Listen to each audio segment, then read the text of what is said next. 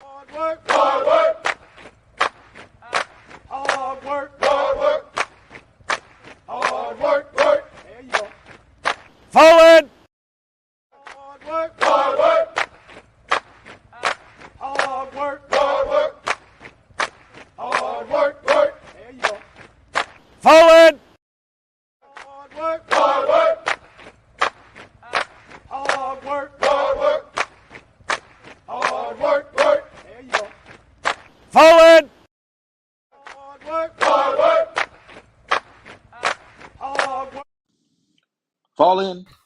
Hey, what's good? What's good? What's good with you? What's good? I guess we could get on this morning without loud obnoxiousness from Philadelphia Eagles fans. It's your boy Trey, and I'm here. We're here. E2G Sports Network presents First Formation Morning Sports Talk. So come on and fall in with us this morning as we get to talking about some of the top sports topics that went on over the course of the last couple of days.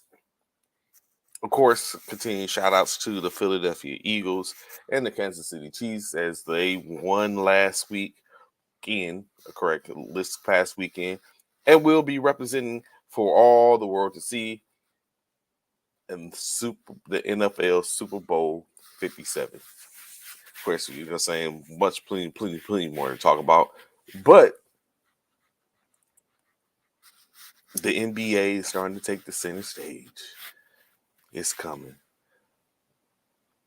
Last night, 8 slated games in which some things happened that were supposed to, other things didn't.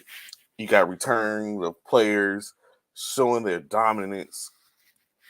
It's all going down, of course. First and foremost, first game, the Orlando Magic hosted, the Orlando Magic were hosted by the Philadelphia 76ers, in which the Magic came to play with the winning the game at the score of 119 to 109. Magic led by Paolo Banchero's 29 points, 9 rebounds, 3 assists, 22 points from Morris Wagner. It was 6 rebounds. 19 points from Franz Wagner, 6 rebounds, 3 assists. 12 points apiece, Wendell Carter, 9 rebounds, 2 assists. Markelle Fultz, 2 rebounds, 10 assists. Gary Harris contributed with 9 points, 22 rebounds, and 2 assists. 2 points, 3 rebounds from Jonathan Isaac as he gets back into his groove. Bo, 3 rebounds. Cole Anthony, 5 points, 5 rebounds, 2 assists. And Jalen Suggs, 4 points, 4 rebounds, 1 assist for the Orlando Magic in their winning efforts. For the Philadelphia 76ers and their losing efforts, a lot came with this loss for the most part. I guess it depends on how you look at it. But they were led by Joel Embiid's double-double, 30 points, 11 rebounds, 5 assists, 17 points apiece from Tobias Harris and James Harden. Tobias finishing with 6 rebounds, 1 assist. James Harden, 8 rebounds, 6 assists. 8 points apiece from DeAnthony Melton, Tyrese Maxey, 6 points from Joris Niang. Milton, 5 points, 2 rebounds, 3 assists, 17.6 rebounds, 1 assist, like I said, from Harris. PJ Tucker, 4 points and 2 rebounds.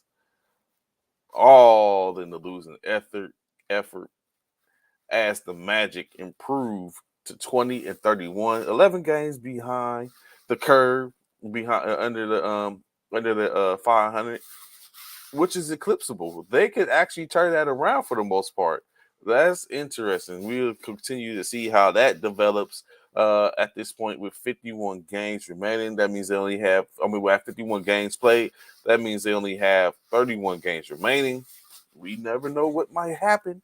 With the loss, Philadelphia 76ers dropped to 32 and 17, as well as has knocked their surge off, in which, with that being done, the Boston Celtics at the upcoming break.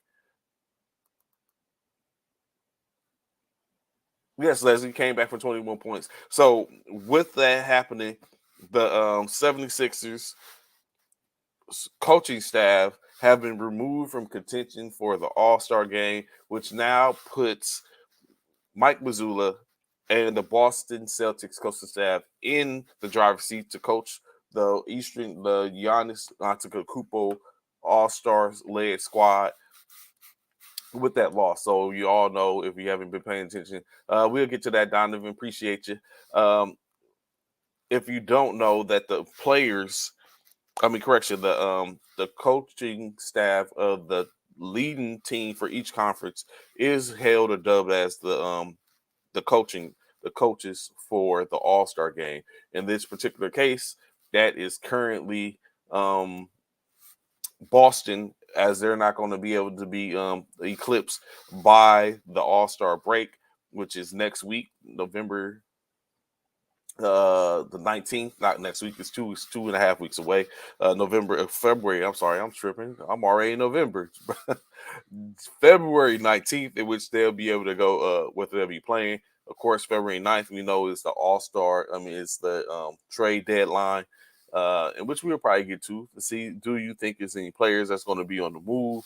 Of course, we know one of the players, Ryo Hachimura, traded to the Los Angeles Lakers. In return, the Wizards receive Kendrick Nunn and 3 second-round draft picks.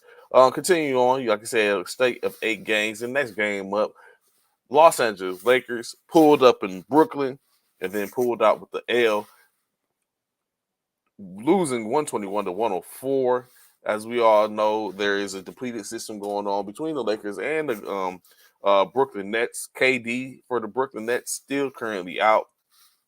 LeBron and Anthony Davis both sat out last night game, both with foot injuries, in which they are expected to be back today, as they are on the second game of a back-to-back as they face off against the New York Knicks this evening. In the loss, Lakers led by Thomas Bryant, 18 points, 9 rebounds, no assists. He is on a tangent somewhat, in a sense. He's been doing serviceably well without AD there. So he's doing pretty good for his second stint. Russell Westbrook, 17 points, 8 rebounds, 10 assists, 16 points, 4 rebounds, 1 assist for Ryo Hachimura, 11 points, 4 rebounds, Ryan Gabriel. Lonnie Walker, in his first game back from his injury, 13 points, 1 rebound. Dennis Schroeder, 10.6 rebounds, 5 assists. Patrick Beverley, 5 points, 1 rebound, 3 assists. Tony Brown, 11 points, 17 rebounds, 4 assists, all in the losing effort, unfortunately, for the Nets. Kyrie Irving, 26 points, 7 rebounds, 6 assists, 21 points apiece from Patty Mills and Cam Thomas. Cam Thomas, 4 rebounds, 1 assist. Patty Mills, 3 assists, 12 points, 1 rebound from Watson Bay. 14.6 rebounds, 3 assists. Royce O'Neal, Joe Harris contributed 3 points, 2 rebounds, 3 assists. 6 points, 12 rebounds, 3 assists from Nick Clapton. And Seth Murray, 6 points, 2 rebounds, all in the winning effort. The Lakers currently 5 games back from 500, now at 23-28 with their second loss. See how that works. Had they won the other night, 24-25, 26, 27 would have been their record. They could have got a dub last night. 26 and 26 would have been the record. 500, just that quick. But in any case, didn't happen. 25 and 26, I'm sorry, it would have been a record. Didn't happen, so yet they continue on. But they do get potentially the opportunity to have their full team back, as they are looking at having LeBron and AD in the line, as well as getting swingman Austin Reeves back, as he has been out nursing a hamstring injury. So with all that being said, they can have a full roster back playing again, especially against a team like the Knicks, Jaylen Brown, Julius Randle, and RJ Barrett. So hopefully that bodes well from next game. Minnesota Timberwolves hosted the Sacramento Kings. Another face-off in the West, in which Sacramento goes away with the dub, winning 118-111. In the winning effort, De'Aaron Fox poured in 32 points, 5 rebounds, 4 assists, 19 points, 2 rebounds, and 5 assists from Monk. 17 points, 13 rebounds, 1 assist from Domantas Sabonis. 13 points, 13 rebounds, 1 assist, Keegan Murray. 8 points, 2 rebounds, and 1 assist from Harrison Barnes. 11 points, Trey Lyle. Kevin Horton, 5 points, 5 rebounds, 4 assists. And for the Timberwolves, 33 points, 5 rebounds, 8 rebounds, 5 assists from Anthony Edwards. DeAndre Russell contributed with 10 rebounds, 4 assists, 7 assists, and 4 rebounds, 14 points, 2 assists from Jalen Noel. Kyle Anderson, 9 points, 8 rebounds, 6 assists. Jaden McDaniels, 11 points, 3 rebounds, 4 assists. And Austin Reed, 6 points, 3 rebounds, 2 assists, all in the winning and losing effort as they fall 118-111. The Timberwolves, yet again, the loss drops just one game above 500 at 27-26. The Timberwolves got a little more breathing room with the win. They go to 28-21 as they get closer and closer to the All-Star break to get that reset and come back to finish out the rest of the regular season. The San Antonio Spurs hosted the Washington Wizards, and it just wasn't enough as they lose their second or third game in a row, I believe. At the score of 127-106 for the Washington Wizards. Almost all players in double figures, led by Denny Adjavaz, 25 points, 9 rebounds, nine rebounds and 1 assist. 21 points from Bradley Beal, 7 rebounds, 7 assists. 11 points, 2 rebounds, 4 assists from Monte Morris. Kyle Kuzma, 16 points, 6 rebounds, 3 assists. 14 points, 2 rebounds, 2 assists from Corey Kispert. 17 points, 7 rebounds, 7 assists, 9 rebounds. Kristaps Porzingis. 12 points, 3 rebounds, 2 assists from Kendrick Nunn. Delon Wright, 5 rebounds, 5 points, 6 rebounds, 2 assists. Correction, yes. And Taj Gibson, 4 rebounds, 4 points, 1 rebound, and 4 assists on the night for the Spurs, led by Keldon Johnson, 26 points, 4 rebounds, 4 assists. Clearly their top player at this point. 17 points, 2 rebounds, 5 assists from Jeremy Sohan. 16 points, 11 rebounds. Zach Collins, 10 points, 2 rebounds, 2 assists. Stanley Johnson. Doug McDermott contributed with 6 points, as well as Malachi Branham, 6 points, 5 rebounds, 2 assists. All in the losing efforts, 127-106. What's good, Steven? Here you go with this. All my life. What's good, Steve? What's going on, fam? What's going on? I guess Philly got laid ahead or something because the 76ers ain't doing nothing. Last night, of course, another game, number 5, the Golden State Warriors, hosted by the Oklahoma City Thunder, in which the Warriors were victorious 128-120, led by Steph Curry's 38 points, 8 rebounds, 12 assists, just 2 rebounds short of a 38-point triple-double. Klay Thompson contributed 28.7 rebounds, 3 assists himself. 15 points, 4 rebounds, 1 assist from Andre Wiggins. 15 points, 4 assists. Jordan Poole, Draymond Green contributed another 7 points, 9 rebounds, 12 assists, 8 points apiece from Kevin Looney and Dante DiVincenzo, 4 points from Jonathan Kuminga, and 5 from Anthony Lamb. In the losing effort, 31-point outing for Shai Gilgeous-Alexander, 4 rebounds, 7 assists. 21 points, 8 rebounds, 6 assists from Josh Giddey, 19 points, 4 rebounds, 2 assists. Jalen Wiggins. Of course, Lou Dort did not play, made a huge difference. Mike Muscola, 8 points, 2 rebounds, 1 assist, 5 points, 1 rebound from Trey Mann. Aaron Wiggins, 3 points, 2 rebounds, and Kenrick Williams, 7 points, 8 rebounds, 2 assists, all for like you said, the losing effort. With the loss, the Oklahoma City Thunder just 2 games below 500, not too shabby. And the Golden State Warriors 2 games above 500. So, of course, going into getting closer and closer to the mid-season break, we see things starting, not too much separation, honestly, in my opinion. How did I know you were going to say that?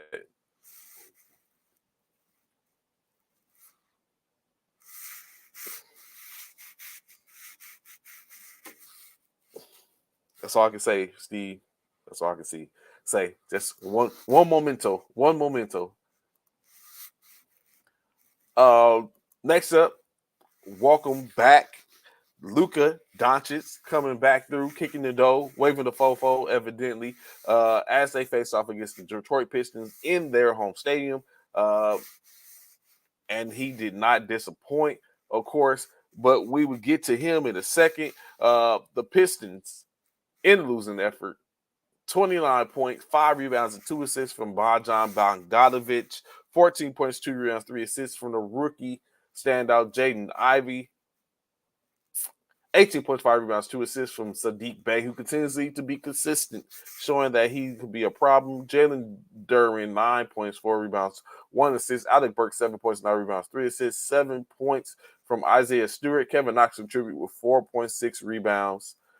Killian Hayes, 8 points, 3 rebounds, 7 assists. And Isaiah Livers, 9 points, 1 rebound. Not too bad, honestly, when you look at that stat line. But, of course, it wasn't enough. It wasn't enough as Luka Doncic comes back with a vengeance, 53-point outing, 8 rebounds, 5 assists, 12 points for Spencer Dinwiddie, 3 points, 2 rebounds. What's good, Key? What's going on? What's good, Speakeasy? I suppose that's Ron. What's going on? Luka Legend, bro. You said it. You said it first. Steve, you said who's soft? Luka soft? And Lucas off, bro. No, Cuban, get that man some help for real. And it's coming. It's coming. You have the the trade deadlines next week, so it's coming. But it's like if to get him some help, you might have to relinquish what he has already. 8 points apiece from Josh Green, JaVale McGee, 3 points, 3 rebounds for McGee, 2 points for 2 rebounds, 3 assists for Josh. Davis Beltran in 8 minutes did not contribute at all. Jaden Hardy, 3 points, 2 rebounds. Tim Hardaway, 8 points, 4 rebounds, 1 assist. Don't tell him nothing, Ron, because that guy, I don't know what's up with Steve this morning. The damn Eagles win, and it's like everything. Just Eagles fans are just have the damnedest things to say. Reggie Bullock, 9 points, 3 rebounds, 3 assists. It's all us, Steve. All in the winning effort. Pistons 13-39 on the year with the loss. Even though it was just a 6-point loss, a loss is a loss. Dallas Mavericks 27-25 with their dub. 2 games above 500 going into the All-Star break, which is just 2.5 weeks away. 19 days to be exact. I'm looking forward to it. Some new blood. I'm sadly highly disappointed though. I just knew Aaron Gordon was going to get into the slam dunk contest. I think that's what the culture needs. What's good, sis? What's going on? Kanique, glad to see you. We're in formation with us with the rest of the fam. He is a hardened neck, no defense. Hardened-esque, no defense. Is it so? Let's be in perspective. See, is it that he's no defense? I'm not a hater, bro. I sit up and committed the Eagles this morning. That's the first thing when I got up. I said, "Congratulations to the Eagles! Congratulations to the Eagles! Congratulations to the Eagles! Congratulations to the Eagles!" I have to keep telling myself that. Congratulations to the Eagles. Oh yeah, bro. There's always love. But yeah, so so is it that Luka's Harden-esque, or is it just Luka relaxed the ability to be able to defend at a high clip? It's 2 different things in my opinion. He might not be in him to be that type of defender. Like that's something which you have to work at. No different from offensively, but offense is what plays the bills for him. The defense isn't there. We all know that you have to be able to play offense and defense on both ends for the most part, or you can be a potential liability. So if you know you're going to be liable on the defensive end, then you better be able to put up immense numbers on the offensive end. You can't be a liability on defense and be lacking on offense. That's not what we do. So I don't know if he's that person. Matter of fact, I don't know. I'll have to research something. We're gonna get back to that. Last two games for the past night. The Phoenix Suns hosted the Toronto Raptors. Okay. No doubt. I got you, see. The Toronto Raptors 114 to 106 for the Phoenix Suns. In a winning effort, led by Mikal Bridges, 29 points, 3 rebounds, 6 assists. And Bridges is on a tangent. He's a tear. Matter of fact, he's a problem for me right now on NBA 2K. I cannot seem to get past this guy. DeAndre Ayton, 22 points, 13 rebounds, 2 assists, 19 points, 4 rebounds, 9 assists from Chris Paul, 11 points apiece. Damian Lee and Dario Saric, three rebounds for Saric, 2 rebounds and 1 assist for Damian Lee, 4 points from Jock Landale. Cameron Johnson, 4 points, 3 rebounds. Torrey Craig, 2 points, 8 rebounds, 4 assists, all in a winning effort. As for the Raptors, led by Fred VanVleet, 24 points, 9 rebounds, 4 rebounds, 9 assists, 21 points, 3 rebounds, 1 assist from Gary Trent Jr.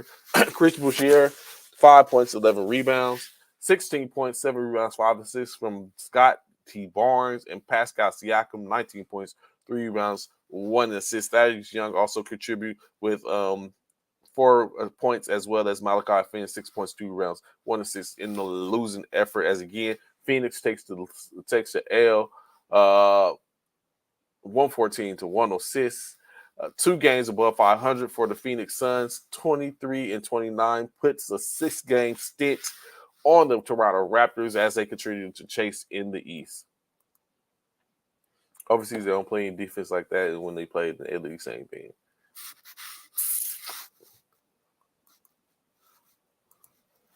Duly noted, Steve got it. Which, like I said, put up immense numbers on offense. You don't have to worry about what you do on defense, I guess, in which people's defensive stalwarts tend to stand out. And last but not least, the Atlanta Hawks traveled to Portland to take on the Portland Trailblazers. In that case, Portland walks away with a W, just 2 games behind, below 500 with the win. Winning 125 to 129. I don't know, Ron. Let's put a pause. Let me finish this, and then we're gonna get to this particular question, because there's some Giannis. What, wasn't he a 2-time defensive player? Wasn't he just an MVP and a defensive player of the year? So there's something, like I said, but that's definitely one of those things in which it just stands out. Defensive stalwarts stand out. Atlanta Hawks in a losing effort. 40-point outing for DeJounte Murray, 40 points, 8 rebounds, 7 assists, 23 points, 4 rebounds, 7 assists from Bogdan Bogdanovic.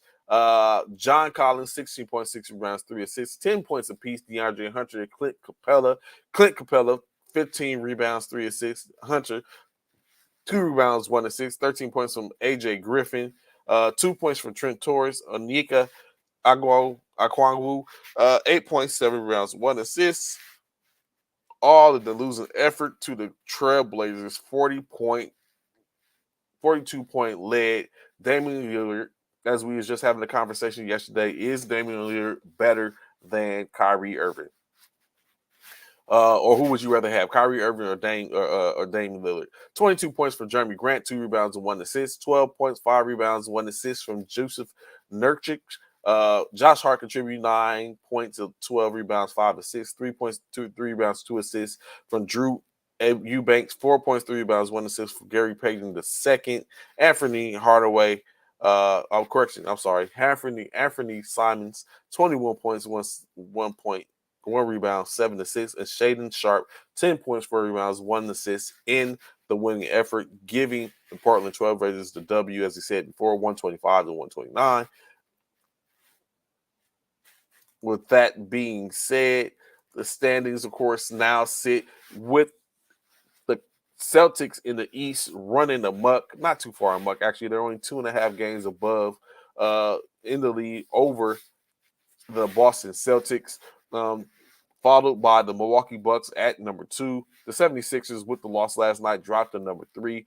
The Brooklyn Nets sit at the 4 spot. At the 5 spot, the Cleveland Cavaliers. 6, Miami Heats, and in the last 4 spots, which is considered the play-in, you have the New York Knicks at the 7, at the 8, the Atlanta Hawks at the 9, the Washington Wizards, and currently at the 10 spot, the Chicago Bulls, in which the Bulls are only actually 4 games out of the 6th spot and 12 games back from the 4th spot. Of course, on the western side of the ball, the Denver Nuggets are still holding firm at the number 1 spot with a 2-game advantage over the Memphis Grizzlies in the 2. The Sacramento Kings currently sit at the 3 spot. The Los Angeles Clippers hold firmly to the 4th spot at number 5. The Golden State Warriors, who have climbed from the 12th spot to the 5th spot. The Dallas Mavericks sit at 6. From the 7, 8, 9, and 10, we have the Phoenix Suns currently in the 7th spot. The New Orleans Pelicans, who are in the 8th spot, fall from grace. At one point, they was the number 1 team in the West. Crazy how things go when you don't have your top players. Still missing Zion Williamson. Still missing Brandon Ingram. But no difference than what we talk about for the Lakers. They always tend to come back. When you get your things tend to change when you get your top players back. The Minnesota Timberwolves currently at the 9th spot, and the Utah Jazz sit at the 10th spot, but they are only 1 game behind the Mavericks in the 6th spot and 9 games behind the Nuggets. Of course, we're not going to leave out my beloved Lakers, currently sitting 2.5 games from the Jazz at the 10th spot, which is 11.5 games from the top seed in the Nuggets, as well as just 3.5 games out of the 6th spot in the West. So still a lot of opportunities to turn around. Even for the worst team, the Rockets is only 22 games below the Denver Nuggets, and it still has 30 games to play. So if there was someone who was going to rip and just start decimating the field, that being the Rockets, they could turn it around to where they could get in to the game potentially with getting to the playoffs. Stranger things have happened. Of course, tonight's games, a slate of I think 5 games that we see. Let me confer to make sure. I think a slate of 5 games. Let me see. 5 games. You have the Cleveland Cavaliers that will face off against the Miami Heat. The Los Angeles Lakers will do battle in New York at Madison Square Garden. The Chicago Bulls will host the Los Angeles Clippers. The Charlotte Hornets to be hosted by the Milwaukee Bucks. And last but not least, the Denver Nuggets against the aforementioned New Orleans Pelicans in Denver. So let's go Lakers. Hopefully we can get this dub and put ourselves back in a good position. As we all know it, LeBron, 124 points, 117. Let me confirm that to make sure. From breaking the all-time stat record, all-time scoring record in NBA history. Additionally, last night, Russell Westbrook became the 10th all-time in assists, passing Gary Payton on the all-time list. What's good, Stanton? Good morning, brother. Glad to see you from Metro this morning. How you doing, sir? How's everything going with you? Like I say, officially passing Gary Payton last night on the all-time list. Currently, LeBron only 117 points away from eclipsing Kareem Abdul-Jabbar's record. Does he get it? The projection is 5 games. I don't know. I think he's been averaging at least 30 points a game. So at 30 points a game, we only looking at like three games, 4 games, as opposed to 4. He scored 41 in his last game. The only game, the least amount of points he has scored is 20 points. So I guess if you keep it at the 20-point clip, yeah, he's going to take 5 games. He'll knock it down in 5 games. He didn't play last night, so that eluded 1 game. Actually, if he could probably knock it out 2 50-point games, in which it's a lot of them out there. He'll sit up and take it out in 2 games. So it remains to be seen. You at Kansas, right? No, Missouri. Kansas and Missouri. The Stanton. I don't know. I haven't been outside. I haven't set foot outside yet, so I don't know how cold it is. Missouri. Okay, yeah, Mo. Ooh. So I see what you say, Anthony. So can you please elaborate? The more LeBron do, the more he won't last. Are you saying that the more he puts forth the efforts to do these things, I think it or you saying that he's exerting too much energy? I think after he gets this record, then he's going to probably. I think he might power down a little bit, in which hopefully the team starts to lift him up and does more to help him to preserve him. Or it could be a situation to where once I think it's also dependent upon once he gets to a certain point and he feels like his body is putting up like his youngest son is just 2 years behind. Is it 2 or 3 years behind Bronny? So which I put him in 3 to 4 years from getting into the league. Is it a possibility that LeBron sits and play with his youngest son as well and then calls it quits after that? That's 5 more years potentially of playing in which he doesn't necessarily have to be that dominant force in which he is. He could just start to dot it down a little, become more of a contributor, and take the opportunity. His name ring out. That by that time he'll be 43 years old. Hell, Udonis Haslem's in the league. Why can't LeBron still be in that time frame? Just food for thought. If you keep getting 40 points average every game, them injuries will come. I got you. I got you definitely. But I mean, load management, they do it anyway, even though they're not supposed to.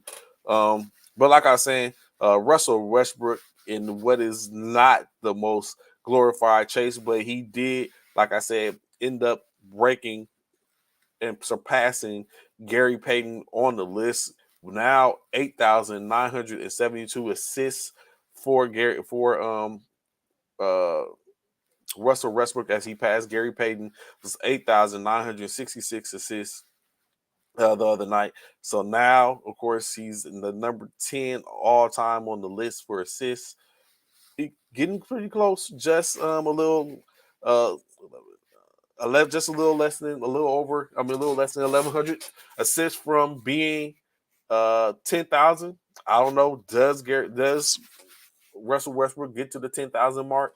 Will he be playing anywhere long enough to be able to get those points? You got to think he was in the best position with scorers around him to get that, but now at this point he doesn't even play with those scorers or sporadically plays with them.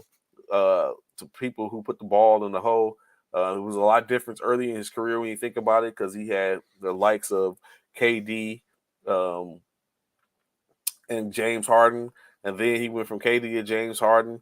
He ended up being put around. James Harden again, Chris Paul. Not Chris Paul. James Harden again, and then he went from there to Bradley Beal, Kyle Kuzma. So now he's in LA with Anthony Davis and LeBron James. So he's always been around people that put the ball in the hole. Hopefully he continues for him and he can continue to climb up the ranks. So that way it's not, but I think he's already solidified as a Hall of Famer, regardless of what the rest of his career looks like. What else do we have? What have we here? So, okay, let's do a perspective, right? First and foremost, let's get to OJ Anunoby for the Toronto Raptors is currently going to be sitting out for 4 games. as he nurses a wrist injury. Of course, no one wants to hear that, especially when the Toronto Raptors were clicking on cylinders. Now they're the man down and looking a little bit dismal already. Starting to slowly but surely fall from grace, where they're getting relegated to the small pack, maybe pushed into the tournament. So hopefully he comes back with enough time to pull them out that rut and then be able to handle business.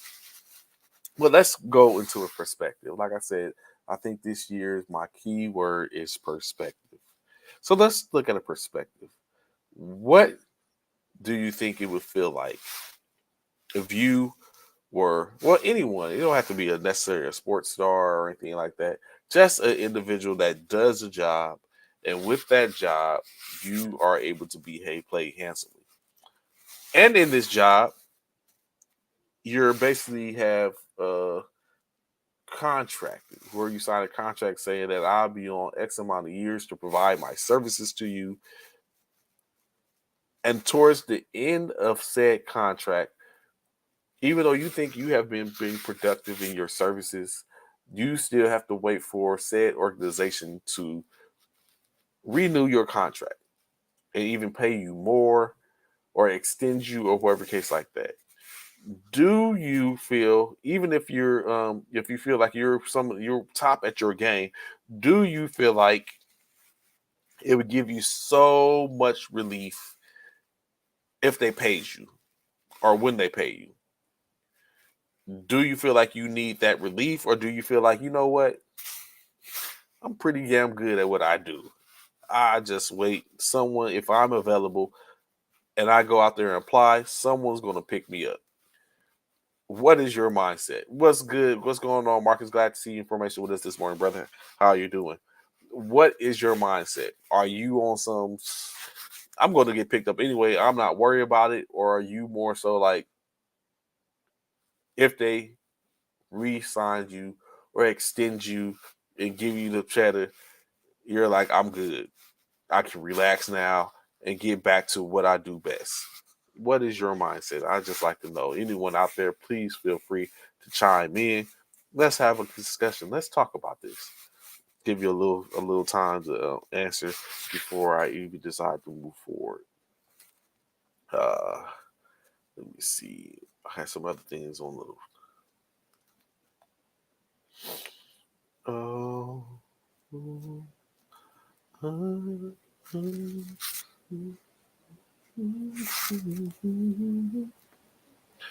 Getting closer and closer. What's today? Tuesday. 2 days away from seeing who the reserves is, which means we're only a couple of days from me and Bishop picking our all-star team for the NBA champion all-star game. You already know the starters. I haven't even started to come figure out what my strategy is going to be. I'll wait till I see the. I'm going to have actually a few of them. I need to find someone to moderate this. I need someone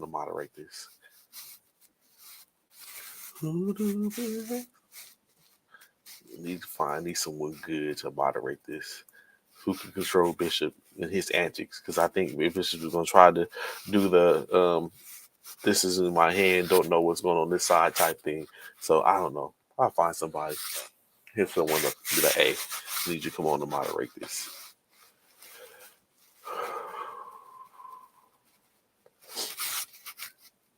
Where are we at? Oh my goodness. I'm sorry, I was just thinking out loud. I just realized I'm on the air thinking out loud.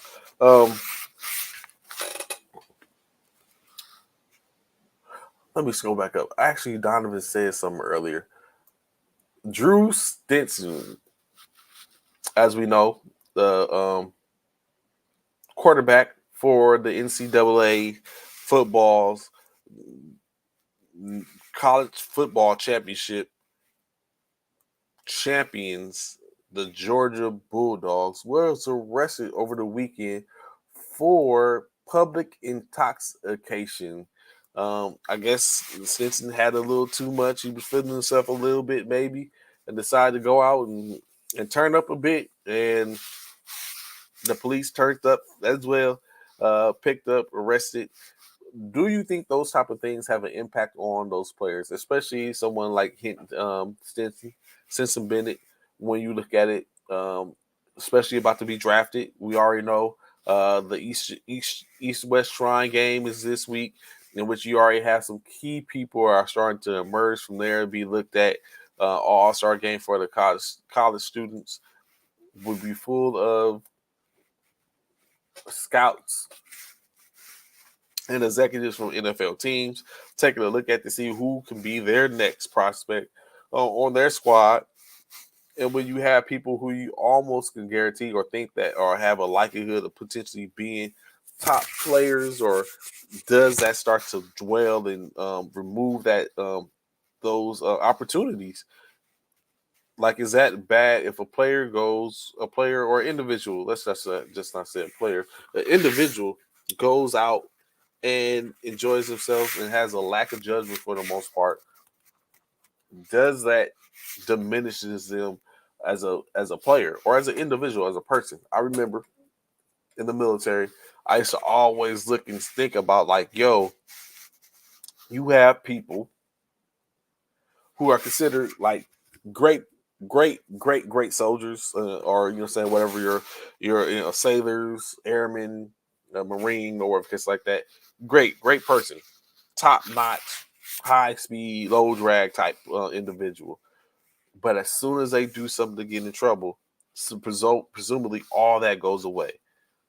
Like, you was looking at this individual before. Why is it a problem now? Why is it because um, they get put over for DUI? They're seen as a bad individual, or saying in certain instances, you can have a situation where someone can basically be had tried to drive home while intoxicated. Not saying that it's the right thing to do. I'm just giving up a example. Someone tried to drive home while intoxicated and realized that they shouldn't be doing this and they're not going to do this, and they pulled to the side of the road, or they pulled into a parking lot. A phone calls the police. They come out. When the police come out, they see the individual in the car, probably sleeping, keys in the ignition, or the vehicle's on, in park, and the person's intoxicated. Whole problem. When it comes to light to whomever it comes, because they're caught, does that put them in the category of not worthy? The person that you just gave all that praise to is now not worthy. Is it the one thing that can sit up and relinquish and diminish all that, or is it a body of work in a sense? I was just wondering y'all's opinions on that. Open for discussion, of course. So yet another thing. But yes, I always wonder like that. Like, why is that? You go from of course, people pull the wool over people's eyes and make you believe that there's things, and then they be living whole lives doing other stuff. Interesting.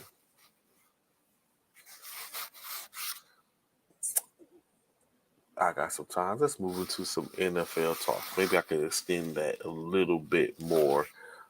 So, in the world of NFL, of course, we know first and foremost, the 49ers, current starting quarterback or former starting quarterback Brock Purdy was found to have torn the UCL in his elbow, which alluded to him not being able to throw any passes during their game versus the Philadelphia Eagles in the NFC Championship. Of course, gut-wrenching, unfortunate situation for Brock Purdy, especially when he was on fire. Now he's going to have surgery that's going to carry him probably into the season before he starts to rehab. I mean, the preseason before he starts to rehab. Now we look at the opportunity for the expectations already. Jimmy Garoppolo is going to be gone. He's going to end up signing with another team. He is a free agent. Trey Lance, currently in what would be his third year, going into his third year,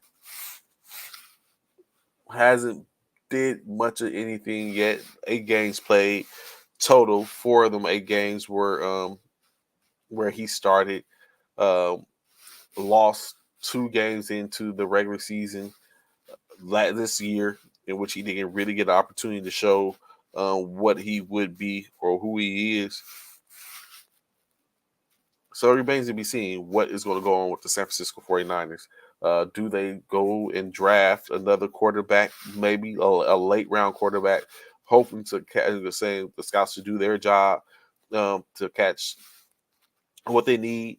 Because now we see how important having a quarterback in your room could be, to having several quarterbacks, because you never know. Ideally, like 49ers went with 3 quarterbacks. They got down to their third string quarterback and had to pull another quarterback from off the streets to come in to work the practice squad activated, and that quarterback wasn't formidable enough, I guess. I don't know what we had seen some change over the course of time, over the course of the game. Of course, we didn't get a chance to see that as he was knocked out of the game with a concussion, and we were down and out yet again. But of course, we have all the offseason to look over and come back and do it all over again next year. Excuse me. That's what they paid for. Additionally, if you hadn't already, of course, we know the game for the Kansas City Chiefs ended in a unlikely fashion, in which offensive lineman Joseph Asai incurred a penalty for pushing Patrick Mahomes out of bounds after he was out of bounds, pushing him to the ground, which incurred a unsportsmanlike penalty, 15 yards tacked on to the end of the play, which put the Kansas City Chiefs well within field goal range to knock down a 40-yard field goal to basically walk off the field with the W. So, in the process of the Cincinnati Bengals going back to their locker room, Jermaine Pratt, linebacker for the Cincinnati Bengals, was caught addressing Osai because in his mind, he is like, it's his last year. Of course, this is a paraphrase of what was being said, that he was the last person. Excuse me, I'm so sorry. That he was that it was potentially his last year, and he was asking why would he touch the quarterback in that time frame. Of course, Jermaine Pratt came back and stated that he regretted his reactions towards Joseph Asai in the wake of the situation. Just wasn't. He said he's passionate, and he really wanted to. It just came out. Of course, in him saying that this was his last season, that alludes to the fact that he is a free agent, but it doesn't necessarily mean that he will be forced out of Cincinnati or he will be released from Cincinnati. It's just that he's a free agent, and now you're saying it's all in the hands of actually him and Cincinnati. Like, Cincinnati might come with an offer in which he doesn't want to accept. And he might feel like he has to go elsewhere, but he did say that he likes the brotherhood that has been built in Cincinnati, and he wants to stay in Cincinnati, which is a Reddit for the most part. You always want to stay somewhere which you already know you're secure with your job for the most part. So that's not surprising at all. But aside, like I said, remorseful in this situation. Just a young player getting his first taste of the playoffs, and like we talked about yesterday, emotions took over and put him in a position where he made a bonehead mistake. And then Jermaine Pratt, of course, bonehead mistake as a leader, as a veteran, stating those things, especially when you're walking past and not recognizing he had the cameras there. And so you comes back with it. He says he's regretful at this point, but would that be the case if that wasn't caught on camera? So it remains to be seen.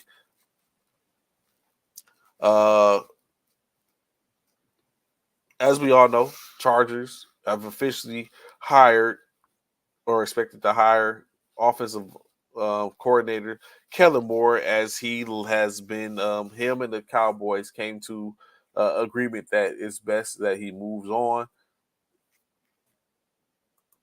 Correct. They did, Aaron, Andre. So I mean, I guess it's just that one that's put in perspective because it was at the end. But yeah,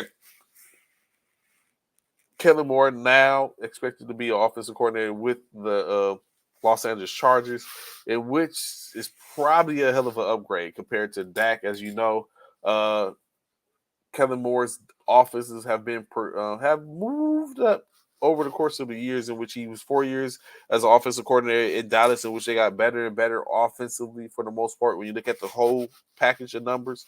But of course, if you look at this year particularly, Dak was lacking in in comparison to Justin Herbert, in which they were in the top 10 percentile of the league, and Dak Prescott was in the bottom percentile, even for them individually. When you put them head to head, Dak Prescott was in the bottom percentile of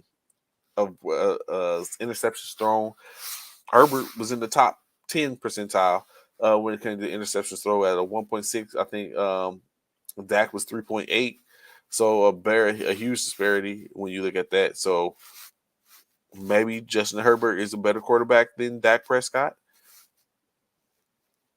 If that's the case, it's an upgrade in offense, of course.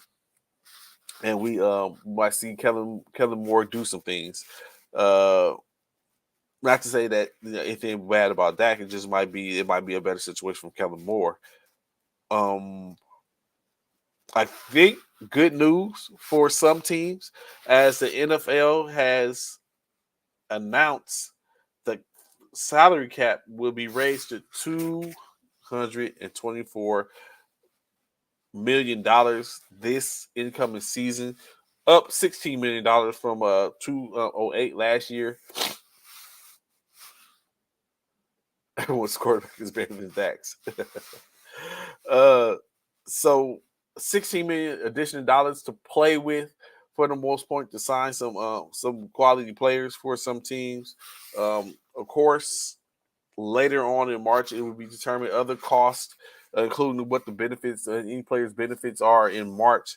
So, of course, what they have is a franchise tag as well. So, with the franchise tags, teams are ever able to kind of like put a holding pattern on a player in order to alleviate them from leaving in free agency. If they're restricted free agents, they have first crack at them. Currently, what we're looking at is for any franchise tag, the league has franchise tags that are set. Basically, these are for quarterbacks, or can be for a quarterback of non-exclusivity franchise tag before the deadline on March 7th, and then will be paid a guaranteed salary of $32 million for the 2023 season. So that being said, or in layman's term, if a quarterback has the non-exclusive franchise tag placed on them before March 7th, it will become a guaranteed $32 million for that said player if they have not signed or agreed to a long-term contract by the end of July.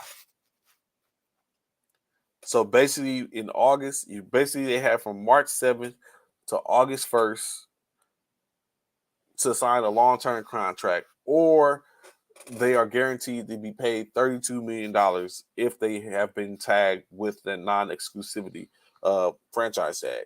So, of course, every position has a non-exclusive franchise tag threshold.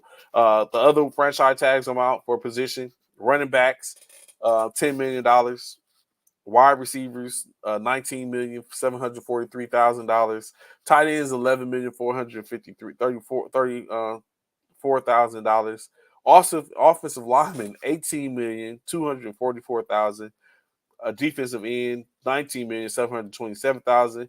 Offensive tackles, $18,937,000. Linebackers, $20,926,000. Cornerbacks, $18,104,000. And then safeties, $14,460,000. Lastly, kickers and punters, $5,394,000. So those are the prices for positions that get the franchise tag to hold them in place, so they can figure out. Usually teams use a franchise tag to hold a player in place so they can figure things out and come up with long-term deals. Of course, now you hear what the guarantee is, to where some players might be getting an average player.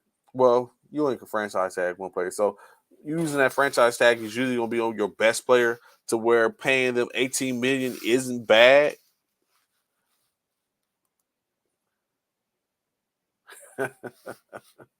Back and forth between these two.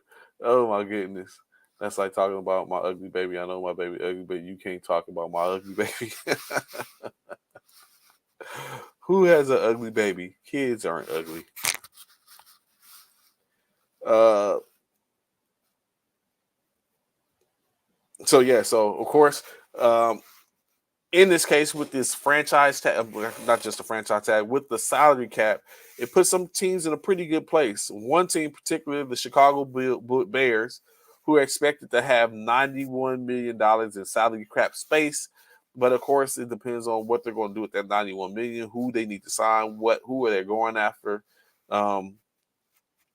Additionally, teams like the New Orleans Saints are slacking when it comes to the salary cap, already expected to be $58 million over the projected salary cap already before the season starts. So, of course, they need to start trimming some fat and taking care of business and moving on some players and making some moves to put other people in place. So I wonder how that all turns out, or who's currently looking, or who they need to sign, or who they bring back. Of course, they probably could release and do away with James Winston and Andy Dalton, put it in perspective, and probably bring in another quarterback, depending on what they have to pay that quarterback, and how much of the cap would they eat up.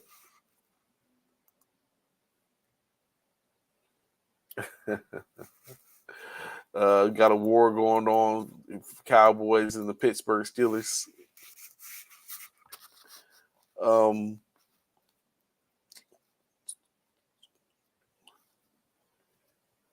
What else we have here? So, speaking of salary caps, excuse me, free agency, and things of that nature, the ESPN came out with what they have as a top 50 in potential available free agents, a top 50.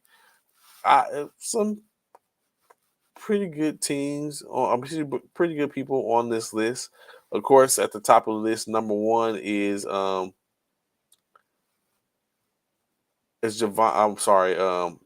Lamar Jackson, quarterback for the Baltimore Ravens. He sits at the top of the list for the most part, in which he's hopefully expected to sign soon with the Baltimore Ravens. If not, where potentially can he go? You have Javon Hargraves from the Eagles. Other notable names: Geno Smith, Tom Brady, of course. He's in the top 7. Saquon Barkley, Daniel Jones, Jesse Bates III. Dalton Schultz is available, potentially. James Bradbury and C.J. Gardner-Johnson, both the Philadelphia Eagles, the nickelback and starting corner. Jawan Taylor, Josh Jacobs, the running back from the Raiders, on the list.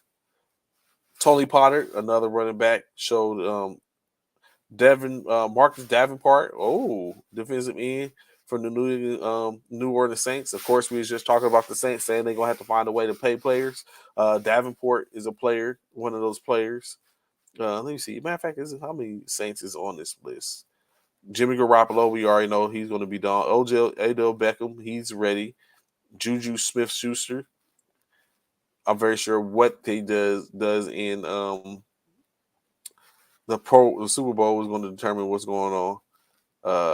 Who else? Any more Saints or Bears? Whew. A lot of Eagles on this list too. A whole lot of Eagles. Goodness. You know what? I was just about to get to that, Coach Cal. That is my next thing. Before this had caught my attention. The Eagles got to do a lot of work. Eagles have a lot of work to do to sit up and get these to bring back that same team. Are they going to take the same approach in which Tampa Bay did by bringing back that team, running back, or are they going to let it go? Interesting enough. But yes, to get to what Coach Cal was just saying, right? With Huntley being Tyler Huntley of the Baltimore Ravens, he was selected to go to the Pro Bowl.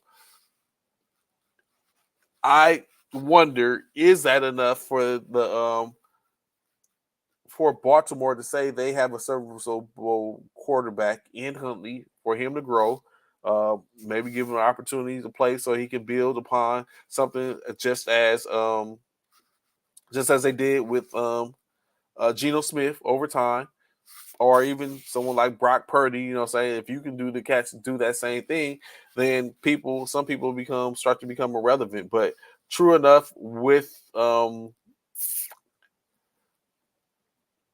currently replacements for the starters. Patrick Mahomes is going to the Super Bowl, so he's not playing in the he's not going to be playing in the All-Star game. I mean, in the Pro Bowl. Josh Allen's not going to be playing. I think he has injury. Joe Burrow is available. So currently, what you have is the Cincinnati initially voted was Patrick Mahomes, Josh Allen, and Joe Burrow voted to the Pro Bowl. Patrick Mahomes is supposed to be the starter. He's going to be in the Super Bowl. So now you have Trevor Lawrence to replace Mahomes and Tyler Huntley from the Baltimore Ravens to replace Josh Allen. And now you have Cincinnati Bengals Joe Burrow, who's most likely going to be the starter, Trevor Lawrence, and Tyler Huntley, who are the quarterbacks for the AFC. Any other that we see replacements? Dawson Knox from the Buffalo Bills replaces Travis Kelce. Offensive tackle Deion Dawkins replaces Orlando Brown. Roger Saffold will replace from the Buffalo Bills. Will replace Quentin Nelson from as well as Wyatt Teller will replace Joe Thuney from the Kansas City Chiefs. Ben Jones from the Tennessee Titans will replace Creed Humphrey.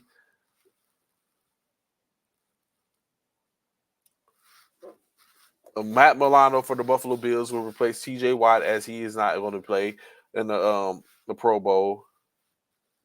I think that's it for. Oh wait, hold up. AJ Cole is a replacement for Tommy Townsend, and Jamal Agnew replaces Devin Duvernay. Of course, as he was injured in the regular season, so they had to replace him. So that's what we have for the AFC. For the NFC, is there the replacements, of course. For the NFC replacements, Dalvin Cook will replace Tony Pollard in the Pro Bowl for the Minnesota Vikings.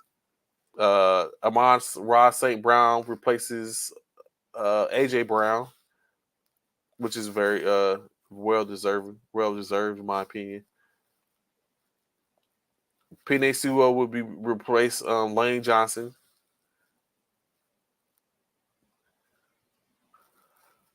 Landon Dickerson will be replaced by the Green Bay Packers Elgton Jenkins. Jason Kelce will be replaced by Tyler BDS. On defense, Daniel Hunter will replace Hassan Reddick. And Jalen Ramsey will replace Darius Slay.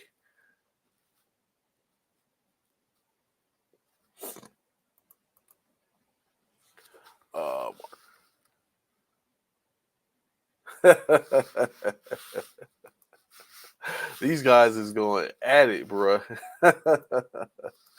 Oh my goodness. Ain't nothing like Line Brothers, I reckon.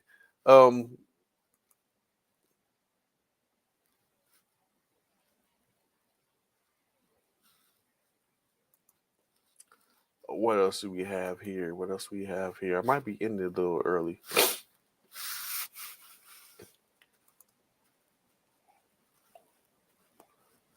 Actually,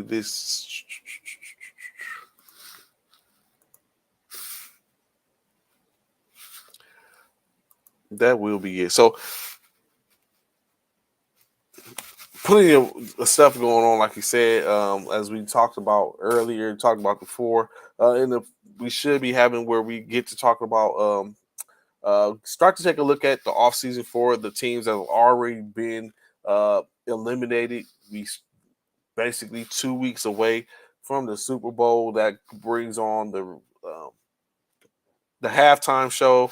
Of course, everyone gets a chance to see what's the most fires and the best commercial that's out there. So we probably get a chance to see that, talk about that when that get ready to come up. Much sure what got coming up for the show, and some things in the works, planning for the show, different things to do. So of course, saying you always appreciate y'all rocking with us today. For today, I will go ahead and log off so I can get to work, so I can see what it is that I need to take care of. We got games tonight. Got to change some schedules and all that type of stuff. So I have another formation after this formation, of course. But I appreciate y'all rocking with me this morning. Gave y'all a quick hour to get y'all caught up. Of course, more to talk about tomorrow as we go over the games and get ready for this pickoff against myself and Bishop. I greatly appreciate y'all rocking with us this morning. Hope you're enjoying the rest of your week. Have a gracious day. And this is your boy Trey. I'm out. Love and peace.